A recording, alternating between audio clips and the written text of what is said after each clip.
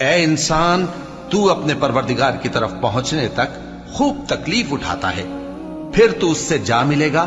اب جس کا نامہ اعمال اس کے داہنے ہاتھ میں دیا جائے گا، اس سے حساب آسان لیا جائے گا اور وہ اپنے گھر والوں میں خوش خوش واپس آئے گا۔ اور جس کا نامہ اعمال اس کی پیٹھ کے پیچھے سے دیا جائے گا تو وہ موت کو پکارے گا اور دوزخ میں داخل ہوگا۔ وہ اپنے اہل و عیال ہی میں مگن رہتا تھا، وہ تو خیال کرتا تھا کہ اللہ کی طرف لوٹ کر نہ جائے گا، کیوں نہیں؟ اس کا پروردگار تو اس کو دیکھ رہا تھا۔ سو میں شام کی سرخی کی قسم کھاتا ہوں اور رات کی، اور جن چیزوں کو وہ اکٹھا کر لیتی ہے ان کی، اور چاند کی جب وہ پورا ہو جائے، کہ تم لوگ درجہ بدرجہ ضرور چڑھو گے۔ تو ان لوگوں کو کیا ہوا ہے کہ ایمان نہیں لاتے؟